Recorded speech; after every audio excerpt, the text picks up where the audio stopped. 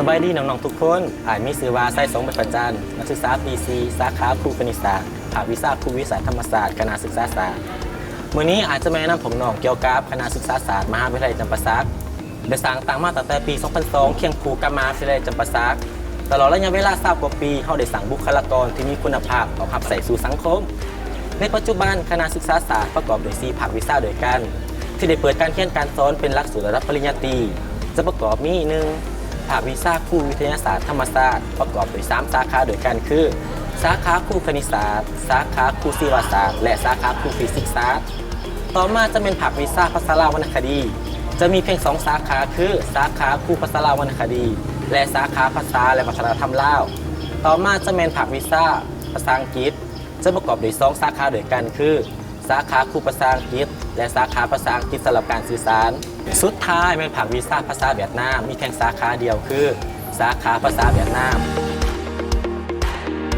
สวัสดีมีชื่อว่าแก้วอุดรวิเดวันเป็นนักศึกษาปีที่ 4 สาขาครูคณิตศาสตร์ภาควิชาครูวิทยาศาสตร์ธรรมศาสตร์แต่สำหรับศก 2024 หา 2025 ที่จะมาถึงนี้คณะศึกษาศาสตร์ของพวกเฮาเพิ่นจะได้เปิดการเรียนการสอนหลักสูตรระดับปริญญาตรีซึ่งในนั้นภาควิชาครูวิทยาศาสตร์ธรรมศาสตร์คณะศึกษาศาสตร์เพิ่นจะเปิดอยู่2สาขาเรียนคือสาขาครูคณิตศาสตร์และสาขาครูศิลปศาสตร์เมื่อพวกเฮาเรียนจบแล้วเฮาจะกลายเป็นครูที่มีศักยภาพเต็มตัวสามารถทักษะสังคมได้เช่นสามารถเฮ็ดเวียกอยู่แผนกศึกษาธิการและกีฬาสามารถเฮ็ดเวียกอยู่แผนกการต่างๆที่เกี่ยวข้องสามารถเป็นครูในระดับประถมจนถึงระดับปริญญาตรีในโรงเรียนรัฐและเอกชน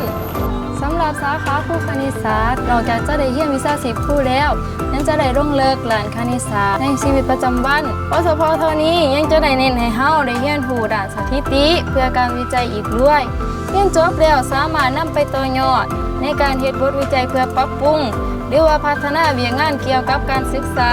และนอกจากนั้นยังจะเป็นพื้นฐานที่ดีต่อการยกระดับวิชาเฉพาะในระดับที่สูงขึ้นไปแต่ภายหลังเรียนจบสาขาวิชานี้แล้วเฮายังสามารถไปเฮ็ดเวียกนำโครงการพัฒนาเวียงงานสิ่งแวดล้อมที่ติดพันกับชีวนานาพันธุ์ได้สบายดีหนองสือนางคุณภาวันนักศึกษาปีซีภาควิชาภาษาอังกฤษคณะศึกษาศาสตร์มหาวิทยาลัยจำปาสักมื้อนี้น้องจะมาแนะนำเกี่ยวกับภาควิชาภาษาอังกฤษคณะศึกษาศาสตร์ภาควิชาภาษาอังกฤษคณะศึกษาศาสตร์ประกอบมีสาขาครูภาษาอังกฤษและภาษาอังกฤษสำหรับการสื่อสารเป็นแรงพัฒนาครูและบุคลากรผู้ที่มีความรู้เกี่ยวกับภาษาต่างประเทศ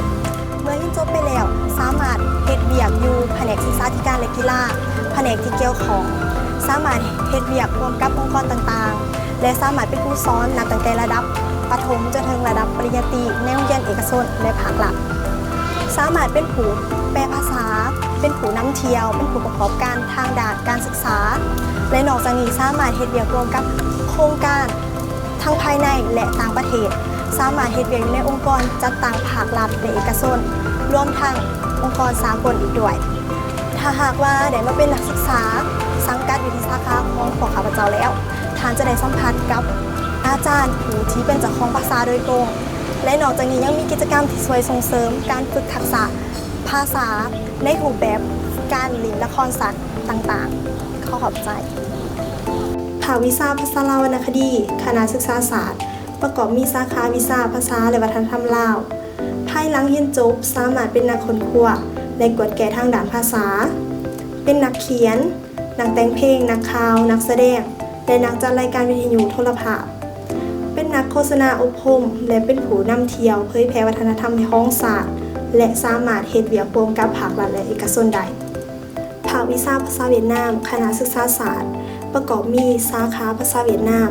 เป็นแหล่งพัฒนาบุคลากรที่มีความรู้ด้านภาษาเวียดนามโดยตรงเมื่อเรียนจบไปแล้ว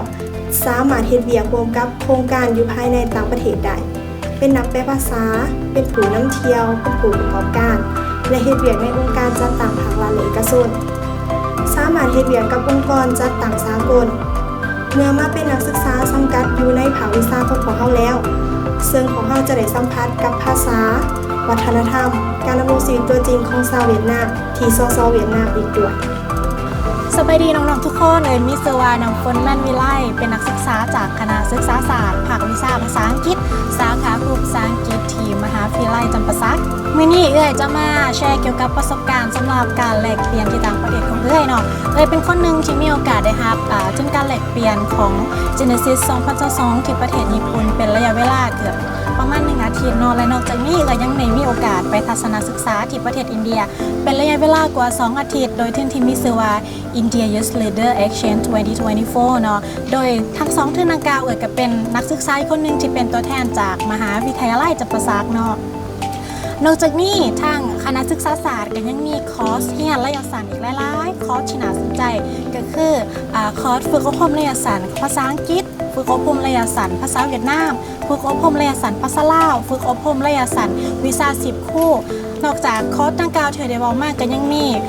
ปริญญาโทเนาะสาขาวิทยาศาสตร์การศึกษาอีกด้วยเป็นแนวใดน้องๆทุกคนหลังจากได้ฟังประสบการณ์ต่างๆและคอร์สที่เอ่ยเล่าให้ฟังมีความสนใจบ่ถ้าหากว่าทุกคนเนาะอยากสมัครหรือว่าอยากประสบกับประสบการณ์ตัวจริงเนาะให้พวกน้องเข้ามาลงทะเบียนเรียนที่คณะศึกษาศาสตร์ของพวกเราเลยเด้อ